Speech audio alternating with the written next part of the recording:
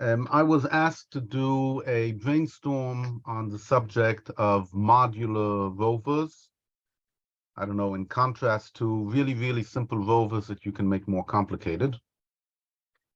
And I decided to divide up the work in the following way.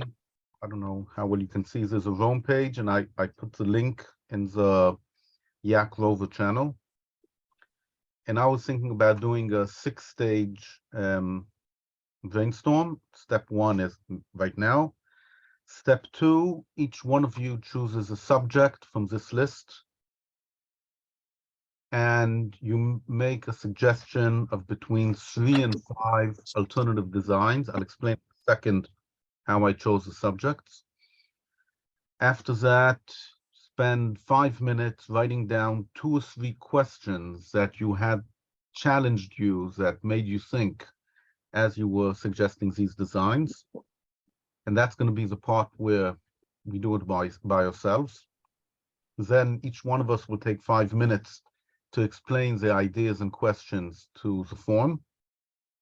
Then we're going to take pairs of subjects, for example, data power bus and electrical connection, or electrical connection and mechanical connection.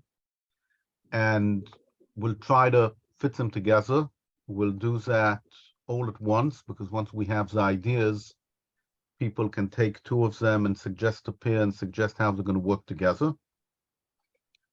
And then we will summarize, and perhaps we'll also be able to get a feeling for what type of mission or what type of parameters of this can work. Now, let me explain my logic. I felt that we've seen and talked about enough different complete modular sets. I also felt that in the time that we have, nobody will be able to come up with some new great idea for how to build a modular robot, definitely not 10 ideas between us. On the other hand, when we talk about modular robots, there's some issues which keep coming up. So I thought that instead of actually suggesting a complete design, we focus on items which have to be solved in order to have a modular robot. And each one of us will take one of these subjects, there's going to be some leftover, and try to figure out alternative designs just for that. And when we're done, we're not going to have a suggestion for modular robot, but we will have a collection of ideas, and hopefully the pairing of ideas will allow us to see a little bit how these ideas can work together. That is my ideal outcome. And let me explain the subjects. The data power bus, well, if there's a robot, there's some type of wiring which transfers power and data from one part of the robot to the other.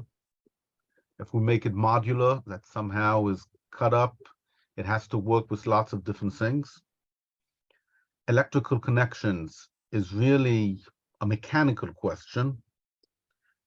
How do you see 2 different modules connecting together so that electricity, or in this case also perhaps data, can go from one box to the next box? And we've heard suggestions, but whatever. Mechanical connection is the same thing. If we have little boxes, and last week we talked about Joshua's silly little robots that can be connected together and become smart. Okay, mechanically, how are you going to connect them together? So we talked a little bit, there was a little bit about a bayonet connection, okay?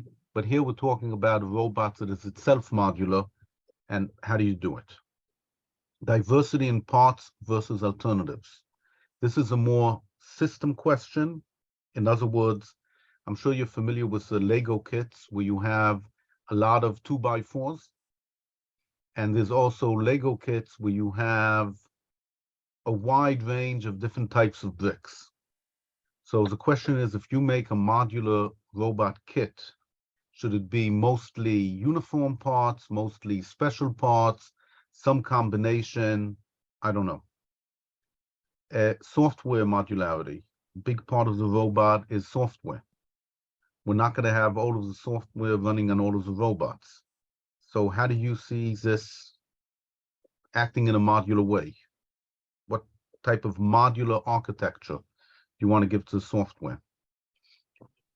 Brain and internal organs. So we have the chassis and we have the motors, but inside you have a power supply, you have a CPU, you have communications, you have sensors. Okay, how is it going to work? Is it just going to be one box which you replace? You're going to have parts you connect together, whatever. And last but not least, any type of modular robot we have will have to have some sort of configuration function, and maybe I should take out the word self. And the question is, how does it get configured? And again, there's several different possibilities. So please, each one choose a subject, unless you have questions first. And please try to, just 1 second. What, we'll do 1 second. Okay. And please write your name next to the one you choose, and write your ideas as you have them on the document, because that way, you know, we get more of a feeling of what's going on. Yes, Venkatesh.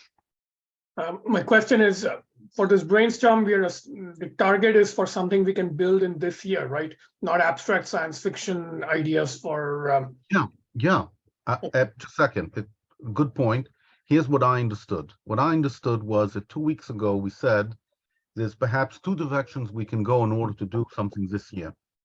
One direction is a simple bot that anybody can build, and we will add to it. And that's really what Joshua showed us last week.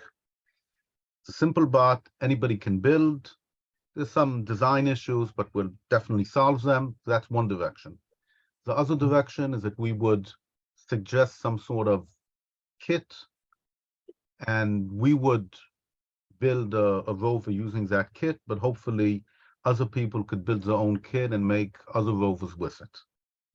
So yeah, we're talking about things that we can do ourselves this year. So when we talk about, for example, mechanical connection, it has to be something you can do. Yeah. So 3D printing, standard connectors, leftover vector set, whatever. And the other quick logistics question, we have 4 of us here, and step topics, are we going to do 2 each, or are we just going to leave 3 undone? 1 each. 1 each, okay. I mean, we have 45 minutes. We can blame my cable, but we have 45 minutes, and we're never going to finish everything. So I think it's more useful for us to do 1 each. And if we have time at the end, so, you know, we can do another one. Good. Okay, so please choose one. I'll choose one too, but after everybody else chooses. I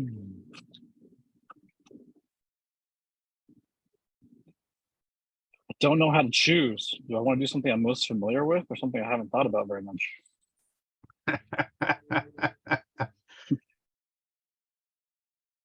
I can't answer that question. I grabbed the one I was most comfortable with, and I suggest that's probably a good heuristic, since we want to get to, I don't know. If we want to make progress. If you want me to pick for you, Red, I'd like, you want like the configuration and your software, since I trust your judgment on those quite a lot. Yeah, I'll give software a pass.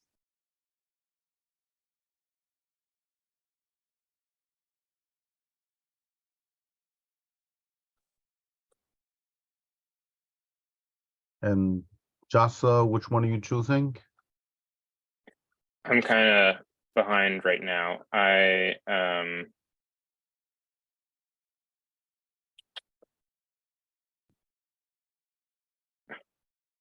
Wait, why isn't this room open in the app? I guess the app is literally a Chrome page.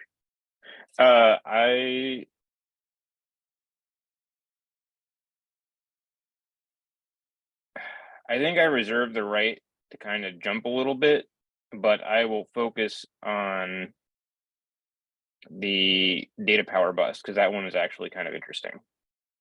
Okay. So there's a lot of interesting stuff going on there.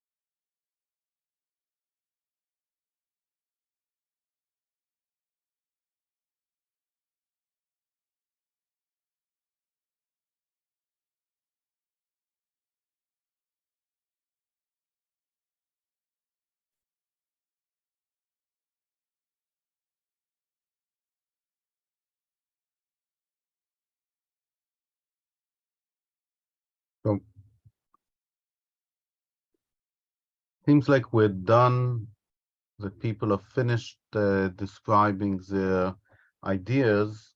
So how about people who haven't yet should write their questions?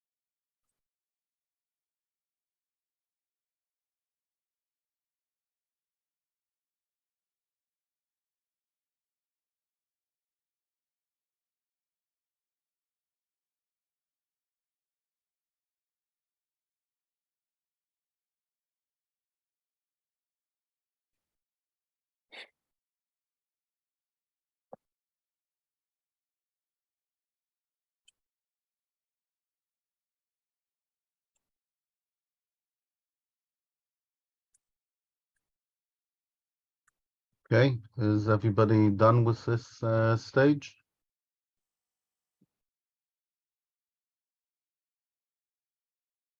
Joshua, Yeah.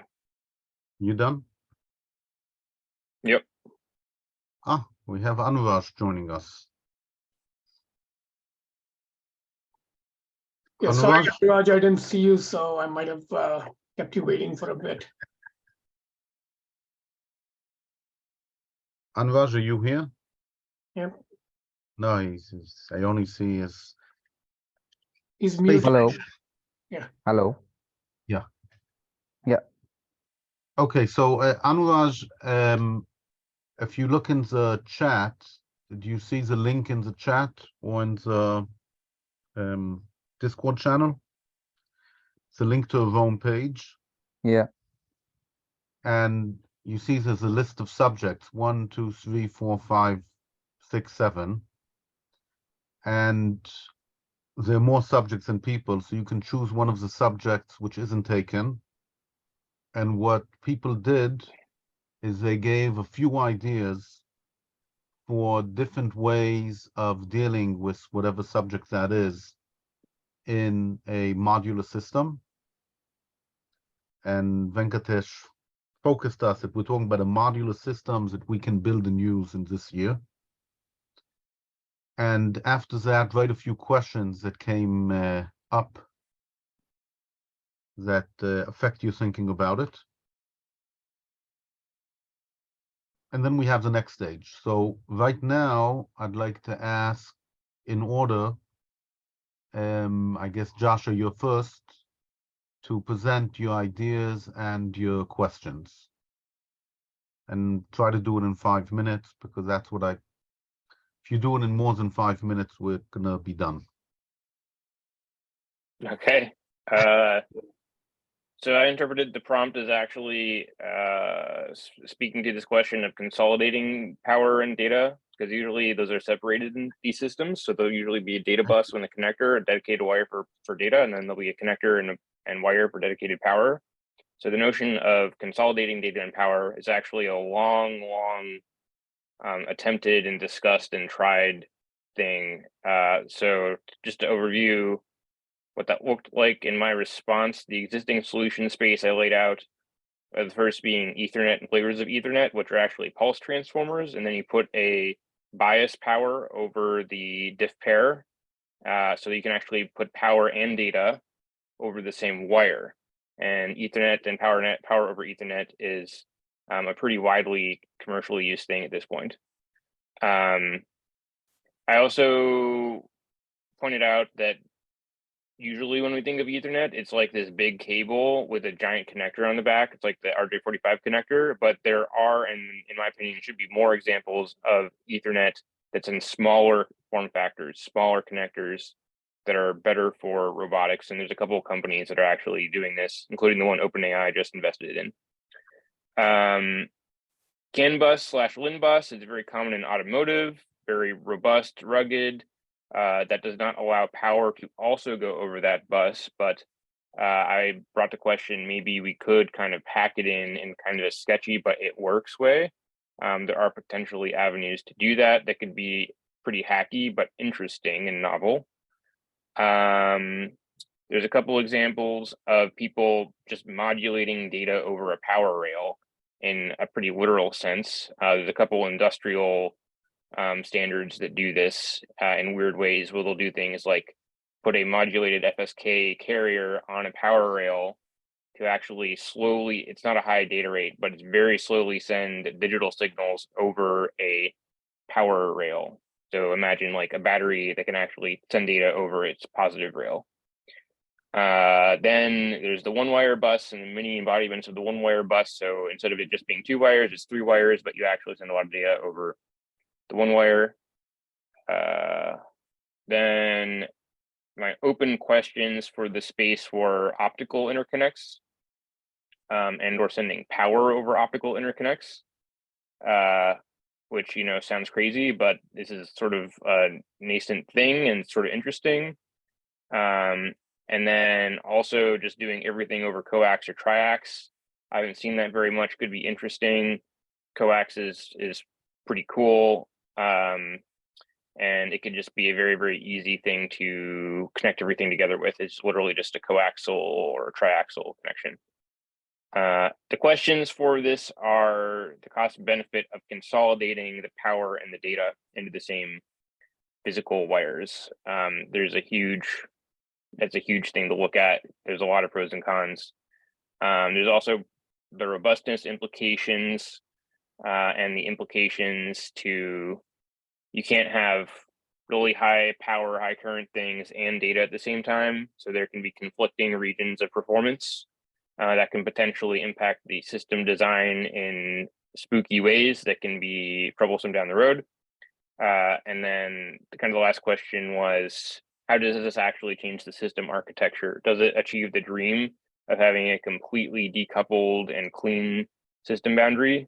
Or does it actually have sneaky implications to the architecture, getting back to some of the cost benefits that I mentioned? I just want to make 3 very short comments. First one is, you could have also suggested separate data and bus. Okay, that's not a complaint. The second one, no, I mean, these are brainstorming. The second one is, the wireless, or not wireless, the wired electronic transmission system for bicycles uses power on the CAN bus. So maybe it's not a lot of power, but it is using power on the CAN bus. Yeah. So I don't know how much that is. And the third one, which doesn't fit in any of these, but it's really bothering me, how much does it cost to make my box connect to any one of these solutions? Okay, I mean, that really bothers me. We're going to make it modular. We're going to have data bus and power bus, but then we have to have some sort of electronic circuitry that knows how to get the power and send out data. And But could you say that again? You're saying having the connection? Yeah, problem? in other words, it's not a problem. Okay, it's an issue, a cost issue. let's say I want to take a camera and connect it to any one of these architectures. I have to have some sort of chip which knows how to connect to whatever it is you're suggesting and knows how to send the power to the power part of the camera and takes the data from the data part of the camera. Okay, that's Yeah. a problem that I see, and I'm really wondering if we can do that at, let's say, less than $1 per component. Whoa, nobody had said anything about cost right now. Whoa, talking about No, cost. I'm Oh man, whoa, money. Okay. Oh. no money. Yeah. Whoa, that's a constraint. Okay. No. I mean, this is brainstorming, but I'm just saying, it's a problem that I came with. I was wondering if there was, for example, some sort of power FPGA that costs, I don't know, $50 that you can program it to do whatever protocol we use and to separate the power and the data. I mean, I don't know. I get what you're saying. And this comes back to something I think I said last meeting or the meeting before is I've always seen in modular systems, there is a extra step or stuff required for a clean interface. So the interface, because you have to take whatever your black box is and convert it. And that conversion requires stuff that may not have to be there if you can just go directly between black boxes in some cases. And that's been bouncing around inside my head for a week. Yeah. You said it, and Yeah. Venkatesh? All right. So, yeah, the three ideas I thought about, the first is just a build on Yasha's two-wheeler design concept from last week. And here the mechanical atoms that need to be interconnected would be the entire vehicle itself. So we are swapping trains. So the only real mechanical connection to think about is between the two of these units. So it could be like a two-wheeler that has power pulling a cart that does not have power, or it could be two identical ones, or it could be two specialized ones, like one carrying the camera, one carrying an actuator, that kind of thing. But I'm assuming it's the same atomic unit. So here, I think the three ideas for connecting the two are, one is a compliant mechanism. So, flexing, snapping plastic joint where you just snap them together and hopefully you have like some articulation so it can pull like a train. Second, which would be a stronger kind of connector and suitable for automation, is a solenoid-based clasp. So you would literally just latch the connection together. And the third would be, a non-autonomous, I think this is what Yasha suggested last time, a ball joint type, so very flexible, but generic off-the-shelf connector. It's just that we pick a standard and go with it. So very simple. So this is the largest atom. Then I thought of like a medium-sized atom where you're working with a vocabulary of basically functional modules. And the three basic mid-sized building blocks I could think of are a smart wheel, a smart limb, and a smart chassis. So smart wheel is motor integrated, so wheel plus integrated motor plus optical encoder plus possibly its own power, which would be a stretch, like just have like a small battery in there. So in future, it can just disconnect and go off by itself and roll and connect itself to another chassis. That would be fun. I don't think it would actually be, it's a little bit of a stretch for a one-year project goal, but I don't think it's as complex, even though it sounds weirdly sci-fi. So that's smart wheel. Smart limb, I'm using that interchangeably for either a leg-like module or gripper-like module or a mouth-like module. So basically, maybe a two-link assembly with gripper at the end, something like that. So again, that would be the atom. So you wouldn't worry about the elbow joint or the wrist joint or the gripper joint. So that would be integrated as much as you like. But the modular joint would be the way it attaches to the chassis. And that would be the point of attachment. And then smart chassis would be basically the foundation to which either limbs or wheels attached to. Oh, and limbs also can hold things like cameras and sensors instead of effector actuators. And here, I think the simplest modular connection is honestly just a straight up bolted connection where the base plate of either the wheel or the limb just bolts onto the chassis. And the only modular standardization you would do is just pick a hole pattern and size of nut and bolt. And then you'd say within that standard interface type, have any arbitrary kind of like limb or wheel unit or chassis unit. And once you do that, the cost of that is when you put together an arbitrary assembly, then you'd have to check where's the center of gravity. Is it going to like topple over? So that kind of like mechanical systemic constraint thing. And the third idea, which I didn't have time to really work out, is again, take the atom size as small as feasible within a 1-year project. So obviously we can't get to like quantum gray goo in a 1-year project, but how small can we get? And here I think we're basically down to, I would say Lego, because once you get small enough, if you have too many fasteners, it's you're not really doing modular design. So I think there's sort of like a correlation between the smaller the atom size, the more you need to get away from fasteners to integrated like connection mechanisms like Legos press fit. So those were my 3 ideas. And in terms of questions, obviously the first question is what's the most interesting level of atom to work with? And most interesting to me is the as gray goo as we can get, but I think realistically within a 1 year, the smart wheel, smart limb, smart chassis is probably the level. Autonomous versus non-autonomous assembly, disassembly is very interesting to me, where if you have like a connection type where, like in the first example where you have 2 two-wheel carts and they just run into each other and snap together under autonomous navigation, that would be great. But if a human has to come together and put them together and pull them apart, that's what I call non-autonomous assembly and disassembly. And I was going to break this up into 2 questions because often it's easy to do autonomous in one direction and non-autonomous in the other. Like, a snap fit is, if you force 2 components together, it'll snap together easily, but pulling them apart, you might need like a human to exert force. And the third question, and this is a trade-off with, I guess, autonomy as well, is do you want a relatively low-strength connection, which I think would work for like individually powered units, or do you want a relatively high-strength connection? And then I just added this 4th question, which is, once you pick the basic mechanical modular joint type, how do you route power and data wire harness stuff across it? And my basic idea, I haven't thought about it much, is you just have like a coupling connector right there. So when a wheel joins a chassis, a connector is plugged in at the same time. So Yeah, that's exactly item number 2, electrical connections. How do we do that one? Okay, yeah, so placeholder stub for that topic then. Yep, so that's my brainstorm. I'm next.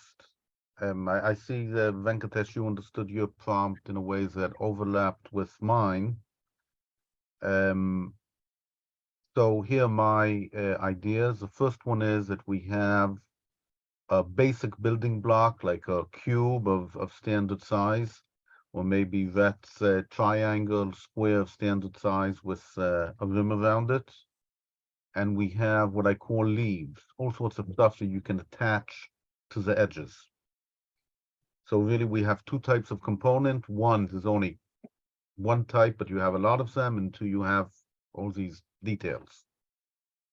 A second type of diversity is that we only provide the interface. We don't provide what's happening inside. So we provide the electrical and mechanical connector, and the shape inside can be anything that you print in your 3D printer. And the advantage of that, of course, is that we're solving the difficult problem of how to get it to work, and the user is solving the fun problem of what should it look like and how do I keep it from falling over and stuff like that. Another possibility is to copy. When I say copy, I mean copy conceptually from a system like Lego or a vector set. And maybe even copy, I mean, we buy a Meccano and say, okay, here's the add-ons to the Meccano to make it into YAK Collective standard robotic components. And the last one is that we actually have two sets of components. One set is a small number of parts that you use to make the basic designs. Let's call it 3 different chassis: a dog, a spider, and 2 wheels with a tail. And the second set of components are used to add functionality like cameras, sensors, smarter wheels, and so on. So these are different ways of designing the kit, different types of kits. Now, the questions that I had was the following. First of all, how do we make a kit that's fun? It allows diverse designs, but is also not too complex for us to design. We could go down a rabbit hole just trying to decide how many different components and what shapes they should have. And we got to avoid that. And the second problem is, how do we enable the users to add components as they need? But I want that when somebody adds a component, it will naturally be usable by anybody else using the kit. And what you want to avoid is having components that are incompatible with other components. For example, one guy adds a component that sucks all the power out of the power bus, and now nobody else can use it, because if they want to move a motor, they can't move it anymore. There's no power left. So how do we enable the users? How do we define what you're allowed to do so that anybody can design a component which will be useful for other people? Okay, that.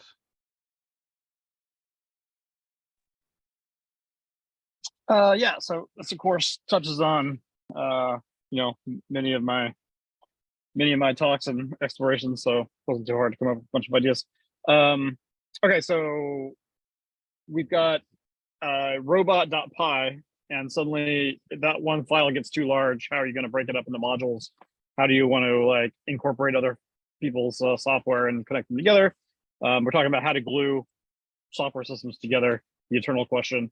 The most obvious approach, I think, based on from the robot world is ROS. We've all kind of played with that a little bit. It's hard to install, but is very, very standard and integrates with lots of off-the-shelf things. So there's a lot of advantages there. I've theorized, and in many ways, this is what we've seen Mayor already do, is that, like, hey, if you have Raspberry Pi, it's just a Unix system.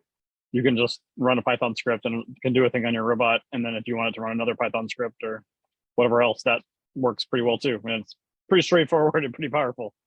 I've got kind of a iteration on that I presented last time, which uses Redis as sort of that glue to connect components together. But again, it gets a little bit heavier. And then when you move into the kind of microcontroller style world, where you really have just one piece of software and you're trying to like combine it all together into one, essentially a binary. You don't have an operating system, you don't have all this other glue components, you just have one big program. That's where F prime, which I think we talked about long ago, which is what like JPL uses for stuff. There's a few other kind of similar frameworks. I wrote a really like bare bones one for my first rover called CIC. That was really more optimized for like C and Arduino stuff, but it doesn't have all the bells and whistles. So that's kind of the overview, the lay of the land of those different approaches. The questions then are, well, what kind of compute do we have available? And that really impacts the way you're going to lay out how software is going to be integrated. Like if you're going to have microcontrollers, suddenly you've got to have a build process that allows someone to package up one big piece of software and install it on their rover, together with all the off-the-shelf stuff that is provided as the kit or whatever. It's a very different integration point, but it may be necessary if you don't have the kind of power to run a full like Unix system and have Docker and have like all the other like crazy bells and whistles that makes software slightly less terrible. And then just the capabilities that we might want to support. Like, do we just, we're just in the world of microcontrollers, maybe we just care about moving the robot around and having teleoperation. If you want to have autonomy and AI and ML and image processing and all that kind of stuff, that impacts the stack probably fairly considerably. I think potentially underappreciated, and we shouldn't forget, is that like the languages that we use and the experience of using it definitely matters. You want something that's kind of fun and not terrible to use. It doesn't feel bad. That is related, of course, to the very last point that I just put up, which was like, how reliable does this actually need to be? If you need it to be super reliable for like a space mission, which is what F Prime is designed for, then you need like some serious software engineering, serious with a capital S, and software engineering with capital S and capital E. Then that takes away from the fun, but gives you really good software, I guess. So that's my summary. Okay, thank you. Anuraj, do you have something to present? No, like I was just Okay. listening in. Yeah. That's fine. So the next stage is we take pairs of ideas, and each one feel free to choose a pair of ideas and try to see how the ideas, let's say, VAS, how it works together with copying from a system like Lego. Okay, try to see how you can take two ideas and put them together so we get a feeling for how these different subcomponents of the system might work together. And are we restricting ourselves to the 4 that we've done, or including the Yes. empty ones? Okay, 4 we've done. Yeah. Choose whatever and write down what you're doing here so that we have, we're not doing double work.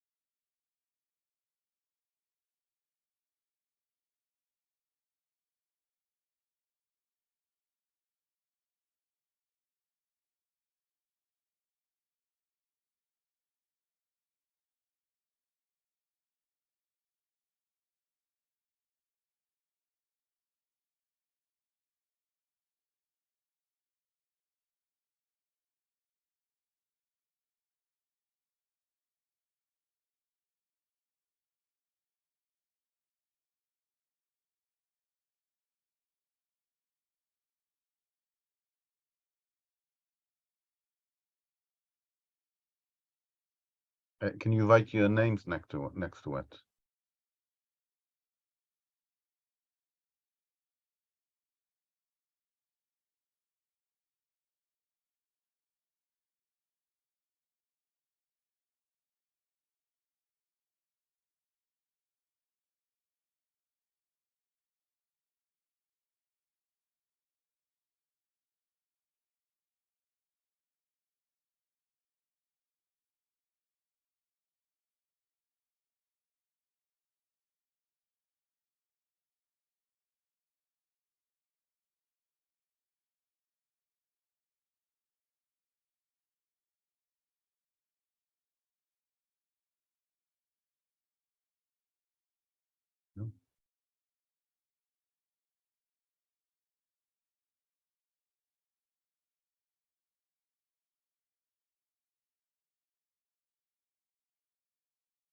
happening here?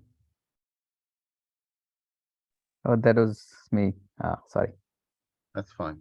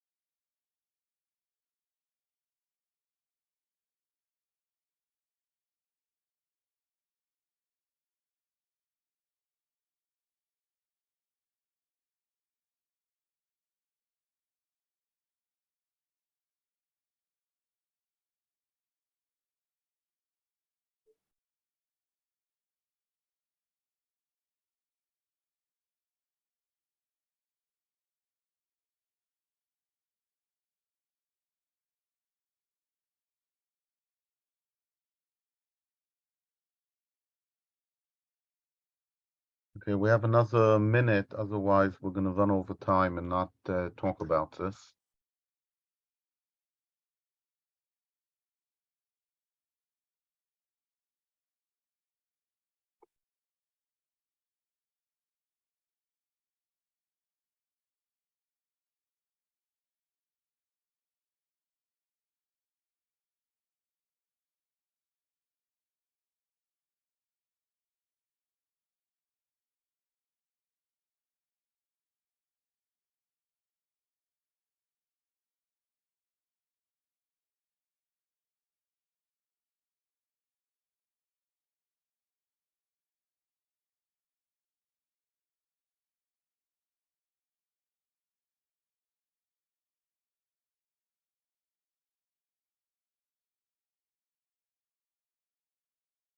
Okay, let's go in order.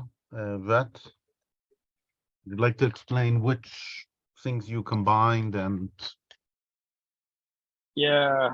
So I was just thinking about combining the software and how that, or actually really how the data and the data bus and those connections the protocols use impact the software. The biggest thing by far to me is the more kind of esoteric and maybe even robotic specific the protocol is, the more proprietary it is, the more restricted you are, or at least the higher complexity it is to try to integrate that into a piece of software that you're already using. So there's a big advantage to like, hey, does it just work off the shelf with like a Raspberry Pi or whatever else like thing without any special software to integrate with. But the other considerations I think are just like, well, yeah, how much data and what kind of latency are we dealing with, and really just like the parameters of what kind of data we're moving around on this rover. And then the other piece was like, well, we're talking about a data bus. Like, do we have software on each end that we're talking to, or is it like our software that we write is talking to a hardware that someone else has provided with onboard software? That's interesting, like whether we have like smart motors or what have you, ideas that we've talked about before. Okay, Venkatesh? All right. So I did mechanical connection plus Rhett's software ideas because it seemed like the biggest gap to bridge. And how do you put those two extremely low and extremely high level types of modularity together? So the basic design principle I think that applies here is when two things are mechanically connected, and here I'm putting a modulo Yasha's point about should atoms be connected when they don't need to be for mechanical power transmission or whatever. But assuming two things are like connected together, the system should see itself as a single Borg-like robot. But if you pull them apart, they should have like their own independent little personality. So that's kind of the general idea I was going for. And so obviously the larger the atoms, the easier this is. So if you have two-wheeler robots that are connected like two train carriages and both have RPIs on board, you've just created a two-element RPI computer. And presumably there's some way to make them like a single distributed computer that can very flexibly share compute and so forth. And the way to connect them together would be by the most generic possible shared compute bus. When you get smaller, like maybe you have smart wheels, each with maybe a microcontroller or like, something like an Arduino. I don't know if that can run a ROS node or even simpler. What can you do at that level to connect software and compute across the mechanical connection? That's an open question for me. But one thought I had was if you go lower than ROS in sophistication, can you still exchange relatively useful messages and signals? So if you have a smart wheel that has its own battery and it's extremely dumb, but it can report how much power it has left or whether it's like healthy or unhealthy. Like maybe there's like a structural integrity sensor that's just a conducting loop, and if that breaks, it's like the wheel is broken, right? So that's one signal, and then the battery level is another signal, and those two signals it puts out through a default connector. Sorry, I have a hard stop. I gotta go. Sorry, guys. Oh, right. Yeah. Thank you. So yeah, can we do something at the sub-software, sub-compute level that simply takes extremely low-level physical signals and pulls them into a larger messaging scheme somehow? So that's a thought I had. And the third thought I had was, can the connection type actually reflect trust? So if one unit is being bolted onto another, that's a high trust connection. So maybe it can be in the same security permissions environment for compute. If it's just a snap-on compliant plugin, maybe it's just along for the ride, and like hitching a ride, like somebody on a skateboard might grab onto a truck as it's passing and just hitch a ride for a while, but you're not sharing compute. And this, the reason I thought of this is people often warn about, like, if you have a USB charger for your phone, you should not plug it into random power outlets at airports because people might steal your data, stuff like that. So mechanical connection and trust environments are actually, I think, strongly coupled things. Anyway, that's all I had. Yeah, I think somebody showed us ROS node on Arduino a few months back. Yeah, you can do it. Yeah, but definitely Reddit goes as a kind of architecture which is not Unix do whatever you want, and more a mixture of higher power and lower power processors. And we have no idea if ROS actually likes doing that. Well, it's not a problem. It's basically we have to agree on a common data exchange format. So that is what ROS helps in. Yeah, but if Either you have a system with 5 Arduinos and 1 Raspberry Pi and 4 sensors and 1 camera. So does it have to be the Raspberry Pi telling everybody what to do, or could it be a different structure?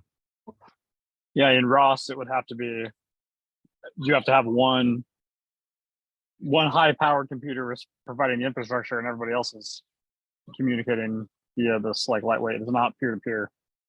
So it would be a Like you couldn't have 2 Arduinos speaking ROS to each other. So you need one high-power master processor that's basically doing discovery and attaching things to itself and creating the topology, right? Yeah. Yeah. Okay, so I think Josh's questions are self-explanatory.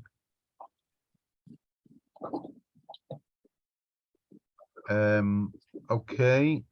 What I was thinking about was a combination of data power bus and the different diversity options. And one of the problems is if you have a box which you can do anything you want with, connected anywhere, so you basically have splitting up of power and data. And you start having a bus with a lot of ends with reflections and power leaks and all the bad things you can imagine. So one solution I was thinking of, if I look at the diversity options, is if we provide the interface can include in it any circuitry we need for non-reflecting, or maybe have only one connection, or maybe we'd have special interfaces which have two connections. Another direction is simply to have another type of component. So we have the mechanical component, and we also have a bus component, and we have plugs that you're supposed to put at the end of each line. Anybody who's put down a watering system knows what I'm talking about. So you put down the pipes, and they all have little holes, but at the end they have holes, and you have to plug each one of them. Now, in any case, we do need some solution to this problem of reflections, power leak, noise, shorts, and so on. So that's what I got to. Anuraj? Yeah, so I was just quickly looking into the mech and the database part. Basically, whatever atomic unit you choose on the mech part will directly affect the kind of data or bus, because it will require a controller to like convert from the data bus and communicate. So if so for example, if we choose a I2C bus, then it becomes a little bit easier to design it. But then I don't know if because if we choose the Ethernet part, then it requires a big socket, so that affects the basically the entire mechanical design.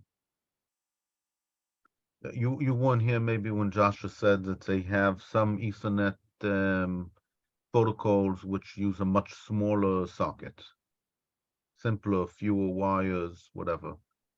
Yeah, but the basically my idea was like whatever you choose to be the smallest atomic unit will directly affect the bus choice. Ah. Yeah. But it Yep. seems like all of these are so interconnected. If you make a choice in one of these, it will affect the other systems too, largely.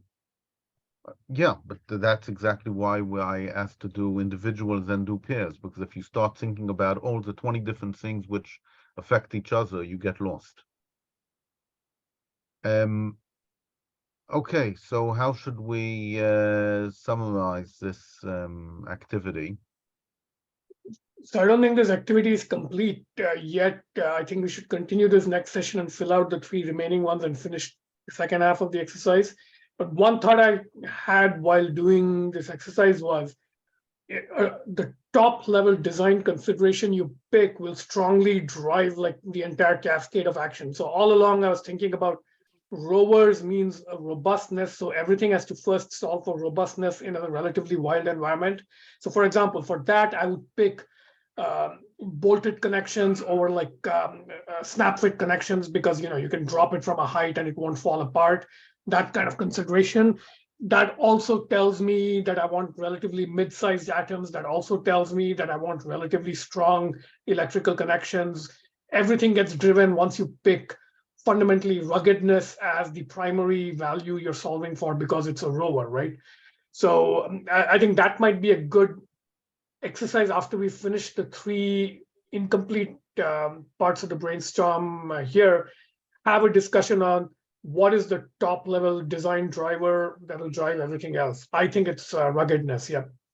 But it could be, I don't know, something from the software end or something. But yeah, even ruggedness, once you pick ruggedness, it forces even software to do certain things, which is you should be able to plug in an arbitrary wheel or leg or swap it out, and the software should just adapt and roll with it. So maybe that means you don't want like a complex piece of software like ROS, but something more like the integrated lump of code option Brett laid out. We do have this configuration subject, which we didn't talk about. Yep. So maybe we should wait for that. All right. But yeah, Well, there is also a choice of are we doing that two-wheel robot Jasha was suggesting, or are we going for a modular, completely modular one from the beginning itself? I think we're like the guy who sees a tree as he's skiing, where it's a stage where we put one leg to the right and one leg to the left, and we're starting to spread. But we are going to hit that tree pretty soon. I understood that we were trying out the two directions and seeing, which one we like better. Okay, I'm not going skip the discussion for when we are actually done with the 2-week sprint on each direction. So 3 weeks from now, we will have that meeting and talk. And I think, that it's actually a strong candidate to make the Atom the Yasha two-wheeler. And then we'll explore modularity at that highest atom size level. But yeah, that's only one of the options on the table. I also like the idea of can we go budget gray goo as much as possible? So how far can you push towards the gray goo direction in 1 year? I can tell you there's a disgusting children construction toy where you have little pieces of sponge, you get them wet, and then you press them against each other and they stick. So it's goo, it's colored, okay? But it's as basic as you can go. I'm not going to be here next week. So if you want to continue next week, that's fine, but I won't be here, which is good because then one person less and we have one idea for each. Before we wrap up, I think we should discuss once Eric responds whether we should move the meeting out by 1 hour. I know it'll be super late for you, Mayor and Anuraj. What time does this meeting start for you right now? 9 o'clock at night? No. It's 10 o'clock. 10 o'clock. But If just you are second, willing I to don't- make I don't it know, 11 no, o'clock. for me, it's 11 o'clock now. Anuraj, you start at 10 o'clock or you end at 10 o'clock? Start at 10 o'clock. So it's Yeah. now 11 o'clock now for me. Well, So- for me too. If we are willing to start at 11, it becomes 5 a.m. for Eric, and I think that's a little bit more humane for him, but you guys will be a little sleepier. So it's for the three of you to decide, but I think Yasha, Rhett, and I don't care because it's in the middle of the day for us, so we're fine either way. Yeah, let's decide that before the next meeting because it would be good to have Eric back in the loop. Yeah. But yeah, if you're not attending next week, I guess Yasha not. can continue the two-wheeler discussion next week. Okay, All right, see you guys next week. bye.